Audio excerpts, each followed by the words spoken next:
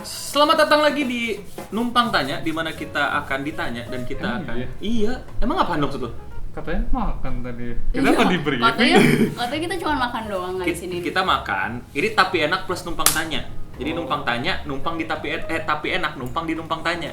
Mix and match ya. Iya, jadi kita ngobrol sambil makan karena kita mau pamer akhirnya AdSense-nya cukup buat beli Ayam 10 juta. ayam 10 juta. Kamu coba ya. Ya, setelah menemani saya di sini ada Saya adalah Pasuruan. Hah? Lalu bersama Pacitan. Nggak mau. kalau yang kasih nama suka-suka dia dong mau nama kalau yang namain lu kalau mau lucu tadi pas giliran lu bukan pas giliran orang. Dan di depan kita sudah ada makanan, jadi kita bakal makan sambil menjawab pertanyaan-pertanyaan dan curhatan-curhatan orang yang sebenarnya sudah menumpuk di membership nih. Jadi buat kalian yang mau nanya curhat-curhat bisa jadi membership karena kita akan jawab-jawabin di Numpang Tanya. Kuliah di kota jauhnya 15 hour away pakai kereta. Karena masih fine karena kuliah masih online. Saat udah kuliah offline dan LDR, gimana cara gue minta naik gaji dengan nilai Hah, naik gaji. KPI performance 4,5 dari 5? Lu mah ngomong ketawa dulu baru bacain. Baca dulu baru ketawa. Nggak dijawab. Ya, gue tahu. Jangan naik gaji. Kalau ceweknya LDR, cara mengatasi sindrom jomblo. Aduh jelek banget ini gue nggak mau baca sebenarnya. Sindrom jomblo tuh apa Nyet? Apa sih sindrom jomblo? Oh, nggak Saya tahu. nggak mau jomblo gitu. Gitu gue kata jomblo tuh agak-agak sentimen gue denger kata jomblo tau gak lo? Iya. Agak beban gue denger kata jomblo. Buka aplikasi dating. Yang mana? Rekomendasi lo? Nggak ada. Kok gitu? Nggak ada rekomendasi gue. Karena gue tidak mencarinya di sana. Kenapa? Terus lu nyaranin orang buka aplikasi dating, tapi lu sendiri gak pakai aplikasi dating. Kan- Kurang ajar lu. Maksudnya itu kan cara cepat gitu, di mana lo berarti kalau swipe right tuh berarti lo sama-sama mau gitu loh. Jadi gampang kalau dapetin pacar dari dating apps. Kenapa lu gak nyari dari situ? Nggak mau. Karena lu gimana? Karena nggak mau guanya. Dia kan karena merasa sindrom jomblo kan. Oh, karena lu gak merasa jadi jomblo? Iya. Oh, udah. Pas lagi bucin, ceweknya PMS. Pas udah dibeliin kado, dibilangnya gak suka yang ini. Bentar, pas lagi bucin, ceweknya PMS. Emang kenapa kalau cewek PMS? Maksudnya ini kali ceweknya lebih sensitif. Emang kalau PMS? Pas apa? dia lagi bucin-bucinnya, mungkin pacarnya jadi sensitif. Gitu. Kalau PMS sensitif? Iya. Maaf. Tuh. Dia kebalik no. Gue beliin kado cewek gue PMS. Cewek gue PMS terus malah gue beliin kado dia nggak suka gitu. Gue bingung orang curhat kok kagak lurus-lurus amat sih. Ini membership gue kadang-kadang orang-orangnya kelakuan. Apakah salah mengharapkan cewek yang agresif ke kita? Karena itu kebalikan dengan yang ada di Indonesia di mana cowok harus agresif sedangkan cewek cuma menerima saja dan diberi kode. Harusnya sekarang tuh lebih bebas ya, kayak filmnya Mariposa. Nah, gimana? Gue nggak tahu tuh. Kalau film Mariposa tuh ceweknya tuh kalau mau ya gue kejar gitu loh. Mau lo cewek, mau lo cowok ya lo kejar kalau suka. Gitu. Ini mah cowoknya. Dan itu tuh ceweknya yang bikin menarik ya. Itu tuh ceweknya. Kenapa yang cewek? mengejar, bukan lakinya.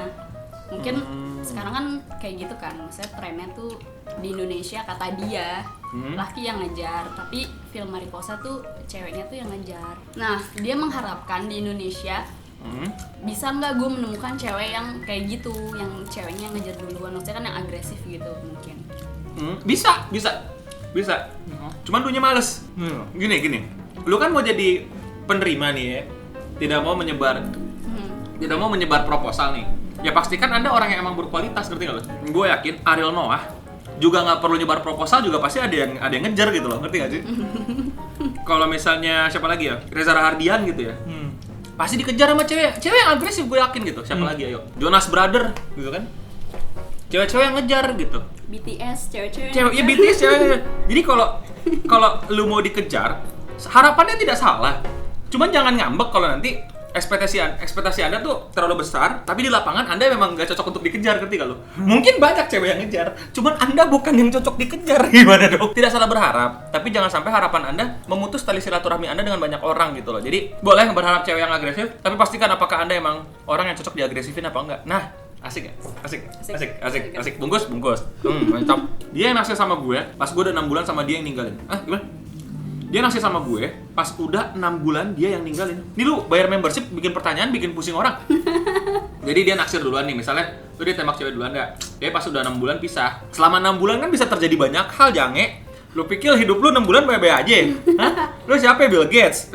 Ada intrik, mau siapa yang naksir duluan gak masalah. Kalau ada masalah ya bermasalah lah hidup lu. Bisa serah putus, mau dilarang lu putus baru 6 bulan. Gak apa-apa lah. Berarti lo nggak melalui masa probation. Pacaran dari probation.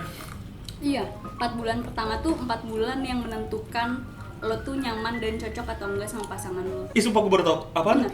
Gue baru tahu. Makanya Dari mana tuh? Gue pernah baca. Pokoknya makanya perusahaan pun gitu ada masa probation. Gue 2 tahun putus-putus aja. Ya berarti mungkin bosen Nggak maksudnya atau probation itu tuh buat berapa lama ke depan ya, mungkin setahun ke depan gitu kan. Dan probation tuh ngapain sih? Kalau di pacaran probation tuh ngapain? probation tuh ya udah gue cocok sama pacar gue 4 bulan. Dalam 4 bulan itu lo bisa aja lama. Menurut gue setahun pun tuh udah termasuk lama sih. Setahun ya. Jadi kalau lu melewati masa 4 bulan dengan aman, Ya. harusnya gue selama setahun ke depan. Iya. Gimana cara minta maaf kepada orang yang tidak suka kepada saya, tapi saya merasa tidak pernah berbuat jahat kepadanya, dan dia tidak mau pernah memberitahu kesalahan saya. Itu apa sih maksudnya? Maksudnya lu punya salah, tapi lu diemin gitu. Gue tergantung yang bikin salah sama gue sih. Misalnya orang itu nggak ada kebutuhan gue sama dia, bodo amat gue diemin. Nggak gue waro udah. Ngapain? Tapi kalau misalnya orang dekat ya gue kasih tau lah. Kalau gue juga tergantung orangnya. Kalau gue tidak menginginkan dia di hidup gue lagi, ya udah gue tinggalin, gue cari yang lain gitu. Jadi salah ya udah salah, tapi gue nggak nyuruh dia untuk introspeksi gitu loh. Kalau itu malu gimana? Oh gue kalau di rumah gitu sih. Kalau misalnya salah gue diem-dieman sama nyokap gue. Beneran? Beneran. Berarti lu nggak menginginkan dia lagi dalam hidup lu? Kan tadi lu bilang Enggak, itu karena udah kebiasaan nyokap gue dari kecil melakukan itu kepada gue gitu loh. Tapi abis itu baik lagi. Atau karena lu tuh emang kayak gitu gue nya aja nggak cocok misalnya. Jadi ya udah gue mending diem aja daripada gue apa ya, ibarat tuh kayak apa ya, istilahnya tuh merevisi lu gitu kan. Lu tuh udah begini nih bentukannya. Lu udah punya sejarah sifat yang seperti ini. Tapi gue nggak suka. Terus masa gue bilang gue nggak suka deh sama lu, padahal lu sifatnya udah begitu. Itu random sih emang kayak Kayak- kenapa gue mesti nggak suka ya, misalnya kan ada yang anak bocah yang tengil banget kan gitu. Tapi kan kita nggak harus berteman sama dia gitu. Kenapa mesti dibilangin gue nggak suka deh sama lo? Gitu ya sih itu kayak. Kalau gue ya, kalau itu pekerjaan, gue akan bilang gue nggak akan melakukan silent treatment gitu. Kalau pekerjaan. Iya. Kalau keluarga silent treatment. Kalau keluarga, karena gue dari keluarga yang Silent kayak gitu, treatment? jadi gue melakukan itu, gitu. Jadi kayak tergantung. Itu keluarga apa room clubhouse anjir? Silent room. Nggak punya clubhouse, nggak ngerti kan lo. Udah lama deketin dia, ternyata dia nyari sentana. Sentana itu apa? Nah, Oh, for your information, sentana atau nyentana dalam istilah perkawinan Bali merupakan di mana perempuan yang meminang laki-laki. Jadi di mana mempelai laki-laki harus tinggal di rumah asal mempelai perempuan. Ini dikarenakan dalam keluarga perempuan tidak mempunyai anak laki-laki atau hanya punya anak tunggal. Perempuan dan keluarga butuh ahli waris. Intinya cintanya tidak menurut gua terhalang oleh enggak sih, bukan tradisinya tapi terhalang oleh ceweknya tidak mau nih gitu loh. Karena di sini ceweknya dilihat tidak terpaksa untuk melakukan sentana, tapi dianya yang emang kayaknya gue nggak mau sama lu nih, gue pengen sentana aja gitu. Iya, itu mungkin alasan dia untuk menolak lo. Gimana? Nggak mungkin itu alasan lawan jenisnya untuk menolak bersama dia dengan alasan ya gue pengennya sentana. Berarti kan lo udah tertolak dong. Kayak ya udah jangan deketin cewek itu lagi. Kayak ya udah dadah gitu. Iya, mungkin itu alasan dia untuk nolak lo. Itu nggak sih? Mungkin lu terlalu fokus sama alasannya gitu, tapi lu tidak melihat alasan utama dia bilang itu ke lu, yaitu adalah ya lu sebenarnya ditolak boy. Ya mungkin lu lupa gitu kalau bukan masalah sentana apa enggaknya, intinya lu udah ditolak. Ya udah, gimana caranya agar bisa lebih terbuka tentang perasaan ya? Jujur gue merasa bersalah sama temen gue berani nyeritain keluh kesah dia, selalu nemenin gue juga, tapi gue nya nggak bisa cerita apa-apa. Setiap mau cerita selalu terbesit pikiran nanti kalau dia keganggu gimana, terus overthinking. Hal itu terjadi berulang-ulang, pada akhirnya gue nggak bisa ngomong apa-apa. Mungkin kalau masalah keterbukaan, mungkin emang lu nggak harus cerita. Lu mau mesti cerita apa enggak? Gitu kan? Mesti cerita nggak? Harus cerita nggak? Apa karena lu pengen gaul aja jadi mesti cerita? Kalau gue sih tipikal yang akan menceritakan ya apa yang gue rasa. Enggak sih, kita bertiga emang demen gibah sih. Mungkin baik buat lu jadi nggak gibah men. Kalau kita sih emang paling demen ngomongin perasaan kita ke seseorang tapi lewat orang lain karena kita nggak demen sama tuh orang. Gibah namanya. bedanya kalau kalian gibahnya terang-terangan di internet, kalau kita diem-diem Pak di WA. Lu pada aja bocor, ya kan?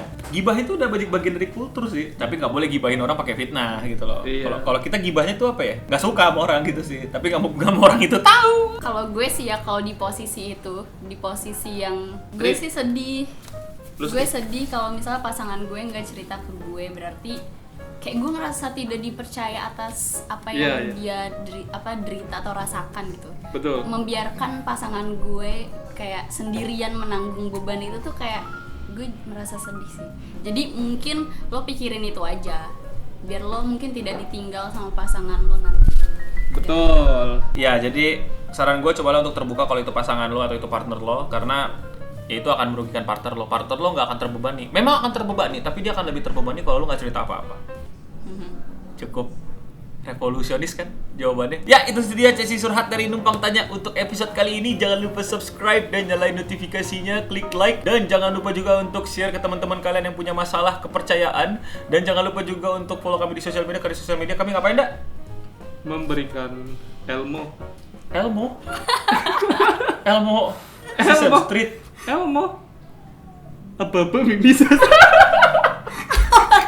What? Dan tentu saja kita akhiri dengan Stay Green and Sound. Bye-bye.